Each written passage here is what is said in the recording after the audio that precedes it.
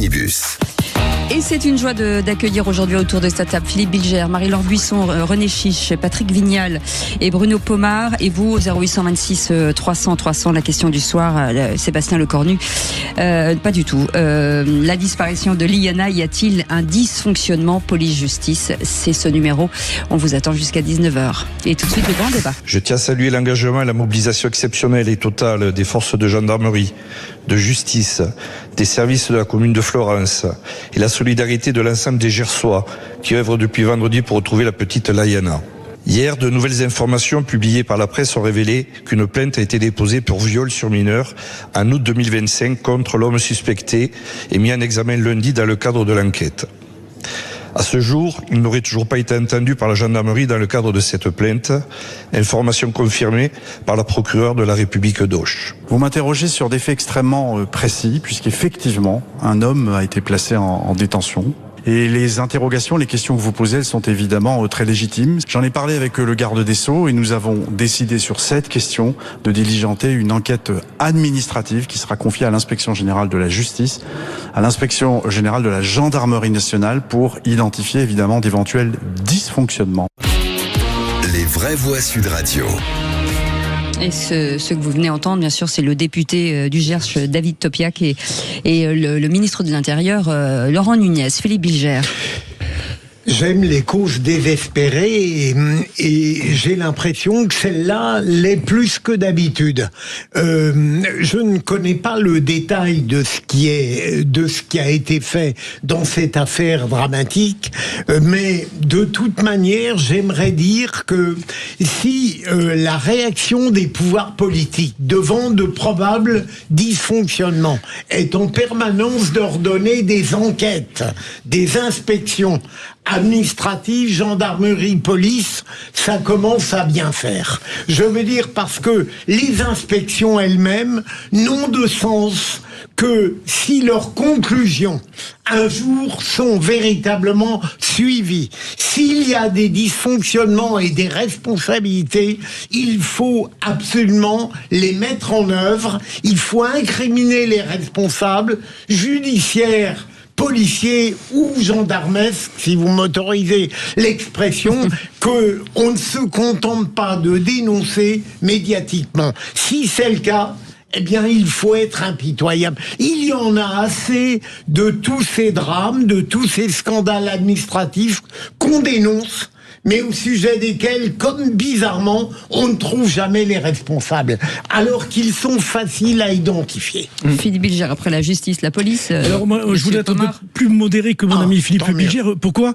Parce que, alors vous parlez, Philippe, il faut taper sur les responsables qui n'ont pas fait le job. Alors généralement, dans la police et la gendarmerie, ça se fait l'IGPN et l'IGGN, quand ils sanctionnent, on le sait d'ailleurs avec la police, il y a 1500 dossiers de policiers qui passent au trapèze, comme on dit, par an, administrativement ou judiciairement. Il y a sanction. Par contre, là où ça m'interpelle, et vous avez raison de le dire, c'est l'inspection générale de la justice. J'aimerais bien, effectivement, à un moment donné, et là on va le savoir à travers cette affaire, ce que fait évidemment cette fameuse inspection générale de la justice, parce que visiblement, eux, on n'en entend jamais parler. Et puis nos juges, nos procs, enfin tout ce que vous pouvez imaginer dans la justice, sont jamais incriminés sur quoi que ce soit. Là se pose une question aussi. Notre député, Monsieur Vignal. Moi, je veux dire, je suis très en colère et je l'ai dit sur votre plateau ce matin. La France n'aime pas ses enfants et ne protège pas ses femmes. Et c'est pas d'aujourd'hui. On a une justice qui est en voie de clochardisation. Je crois qu'elle est dans clochard. Et ça fait 40 ans qu'il y a de la lâcheté. Et moi-même, qui ai fait 3 mandats, il m'arrive d'avoir honte le matin quand je me réveille. Parce que c'est pas possible, Philippe, tu le disais. Le problème, c'est pas la justice. Ils sont débordés. Il manque des magistrats, il manque des greffiers, il manque des policiers. Enfin, comment on peut, excusez-moi, je suis chaud, ce salopard-là, qui a attrapé cette gamine, 9 mois, on le met peut-être présumé coupable pour un viol d'une gamine de 10 ans. Et on fait quoi ? Moi, je vais être clair, et je m'adresse au maire. Vous avez vu le scandale qu'il y a d'une périscolaire à Paris. Enfin, tous les jours, il y a des abus sexuels. Dans une classe de 30, Cécile, il y a 3 gamins qui sont victimes ou d'abus sexuels ou de harcèlement. Il y a 20 000 gamines dans les Airbnb de l'ASE qui se prostituent avec des gamins qui ont leur âge qui les prostituent. On a un vrai problème de société. Et tu as raison, Philippe. On va arrêter de faire des inspections et on va arrêter de faire des commissions à l'Assemblée pour savoir où on est. On on est lâche. Donc, désolé Cécile, il faut mettre des moyens. Quand quelqu'un qui est présumé coupable du viol d'une gamine, mais il doit pas rester comme ça. Il doit être surveillé, il doit être aussi soigné, parce que ce sont des malades, mais maintenant il faut faire quelque chose. Marie-Laure Buisson. Alors moi je pense qu'il y a deux façons de regarder cette histoire qui évidemment traumatise absolument tout le monde, qu'on soit mère, père ou pas, ouais, exactement. C'est par le petit bout de la lorgnette ou par le grand bout. Bon, de toute façon, quelle que soit la façon dont on la regarde, elle est épouvantable. Mais si on regarde bien les choses, la police, elle est là pour protéger. La justice, elle est là pour juger et sanctionner. Et la famille, elle est là, in fine, si elle en a envie à la fin, pour pardonner éventuellement. Le problème, c'est qu'aujourd'hui, la police, elle n'arrive plus à protéger, la preuve, ça, dans cette histoire. Là, on voit très bien que, en l'occurrence, police, force de l'ordre. Une mère a porté plainte en disant ma fille a été violée. Les gendarmes lui ont répondu écoutez, vous nous pompez l'air, soyez gentils. Puis si vous nous saoulez, voilà, c'était l'expression. Vous nous saoulez. Et si vous continuez, on écrira une main courante contre vous. Donc le monde à l'envers. Donc déjà, la justice, quand elle ne sanctionne plus, d'accord. On le voit avec les débordements, la Coupe du Monde, le PSG, tout ça. Et du coup, les familles, elles ont plus du tout envie de pardonner. Elles pardonneront plus. Non seulement ça, mais il arrivera un moment où elles se feront justice elles-mêmes. Donc je crois qu'il faut mettre un mot à un moment donné sur les situations. Nous assistons à la faillite d'une institution qui est celle de la justice et corréler une faillite d'une certaine façon aussi de la police et des forces de l'ordre. Parce que la police et les forces de l'ordre, Dieu sait si j'ai de l'admiration pour eux et je suis à 100% derrière eux, ils ne peuvent faire qu'avec les moyens qu'ils ont et donc ils sont en train de couler littéralement, parce qu'ils n'ont plus de moyens, parce qu'on ne leur donne pas les moyens, aussi parce que nous sommes tous intoxiqués par cette espèce de mentalité de droit de l'homiste à la con, je suis désolée de le dire, mais qui fait quand même, il faut faire attention, faut pas... Non, il y a un moment donné, on protège les enfants. Voilà. Alors, René Chiche, c'est étonnant de la gendarmerie qui fait un travail généralement remarquable. Oui. Donc là, on attend de voir à la lumière, en tout cas, ce qui s'est véritablement passé. Écoutez, moi je pense que cette affaire va augmenter encore plus la défiance des Françaises et des Français vis-à-vis de l'institution de la justice. Bien sûr. Parce que là, c'est vraiment un cas tellement, pour moi, évident. Quand j'ai appris ça, franchement, pourtant, je suis pas trop le style populiste à dénoncer les magistrats, les policiers. Mais là, un petit peu. Non, franchement, pas du tout. En plus, pas du tout. J'ai un énorme respect pour la police et la justice. Mais là, lorsque vous avez quand même une plainte pour viol, que la personne qui a été donc visée par cette plainte reste en totale liberté, sans que il n'y ait pas la moindre convocation, mais vous voyez, pour l'entendre, ensuite le mettre hors d'état de nuire. Moi, je comprends pas qu'on en soit arrivé là. Alors, comme l'a dit Marie-Laure et tout le monde d'ailleurs, c'est vrai que c'est peut-être une absence de moyens. Mais enfin, quand même, là, lorsque vous avez un cas aussi évident, moi je trouve aussi grave, je trouve que c'est absolument indéfendable. René, ça n'est pas qu'une absence de moyens, c'est une mentalité générale. Oui. Par exemple, en Angleterre, il y a un type qui s'est fait, comment dit-on, qui a pris des coups de couteau, et c'est lui qui s'est fait menotter parce que son assaillant a dit il m'a traité de je sais pas quoi. Non, mais c'est ce que je voudrais dire. Voilà. On dit souvent que c'est l'absence de moyens, mais ce n'est pas que l'absence de moyens. Voilà, donc c'est toute une mentalité. Non, moi je veux pas défendre les juges, Cécile, vous savez comment ça marche. Il paraît que la gendarmerie, on trie les dossiers, on en est là. C'est-à-dire qu'aujourd'hui, madame, vous êtes agressée, vous arrivez au commissariat, il y a eu un pédophile, il y a un gars qui a assassiné sa femme, donc on trie les dossiers. On ne peut plus accepter de trier les dossiers sur nos enfants.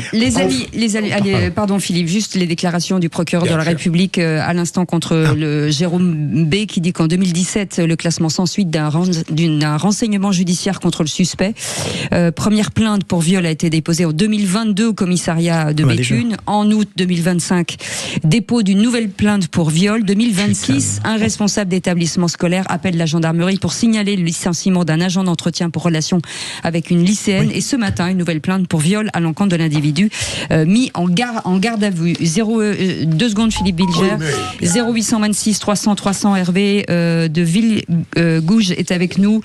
Bonsoir Hervé. Bonsoir à toute l'équipe. Vous vouliez réagir ? Oui, je voulais réagir par rapport à ces problèmes de justice, pour dire que ça n'a rien du tout à voir ni avec la justice, ni avec la police ou la gendarmerie, ça a à voir avec l'État tout simplement, qui enlève les moyens à tous les niveaux, et la justice et la police n'ont plus de moyens.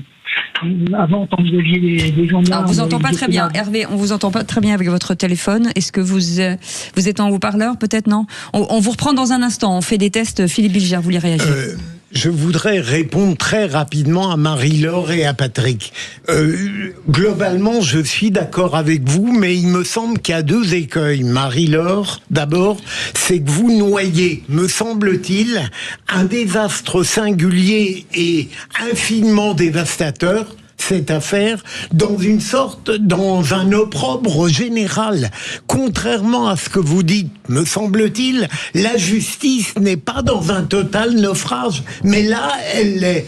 Et pour les moyens, mon cher Patrick, j'ai trop entendu au cours d'une trop longue carrière les magistrats invoquer en permanence l'absence des moyens, alors qu'en réalité, jamais une absence de moyens n'a interdit la confiance professionnelle. Imaginons qu'on ait eu beaucoup de moyens ou trop, on aurait eu les mêmes catastrophes. Alors, je pense que les gens sont pris en otage. Les professionnels de la justice ou même de la police maintenant sont pris en otage par une espèce de chape de plomb du politiquement correct qui fait qu'ils se sentent neutralisés mentalement à l'idée de faire la bourde ou à l'idée de sanctionner. Voilà. Deuxièmement, pour vous répondre, je pense qu'il y a un schéma répétitif. Et quand on regarde là, en l'occurrence, les suites de l'affaire du PSG, ce qui s'est passé dans la rue, il n'y a pas de prison ferme. Le seul qui a eu la prison ferme, c'est un flic qui fait. Mais non, si c'est la même, c'est un climat général. Bien sûr que si. Il faut regarder les choses de manière macro, pas de micro. Les sanctions ont été nulles. Merci. Absolument. Merci beaucoup. Un petit mot de Bruno Pomar. Juste pour répondre à ce que vous dites, la police et la justice fait du boulot. Mais je vais vous dire pourquoi. C'est compliqué pour eux parce que, vous voyez, j'ai récupéré ça au Salon des maires. Ma sécurité, c'est un site internet, la plateforme numérique d'accompagnement des victimes, PNAV. Le nombre d'appels et donc de déclarations que font les gens là sature tous les sites. Et derrière, qu'est-ce qu'il y a? Il y a de l'humain, des commissariats, des OPJ, la justice, etc. On est dépassé. Donc, on ne peut pas dire que la police et la justice, et pourtant, je sais si je suis dur avec la justice, ne fait pas le boulot. Mais il y a cette plateforme qui est formidable, attention, Ma sécurité ça s'appelle, c'est formidable. Mais, encore une fois, je pense qu'il doit y avoir une explication aussi au débordement de nos forces de l'ordre et de la justice. Pas assez d'argent pour la justice, vrais... Marie-Laure. Allez, merci beaucoup. Merci. Il y a des milliards qui ont été mis. On est fâchés, Ça mériterait, bien entendu, un énorme débat, bien entendu. Dans un instant, Seul contre tous, René Chiche, vous dites que Léa Salamé doit se retirer du JT de 20h de France 2. Et Marie-Laure Buisson, vous dites que la multiplication des candidatures pour 2027 traduit l'affaiblissement des partis désormais incapables d'imposer un chef dominant. On en parle dans un instant. Soyez les bienvenus.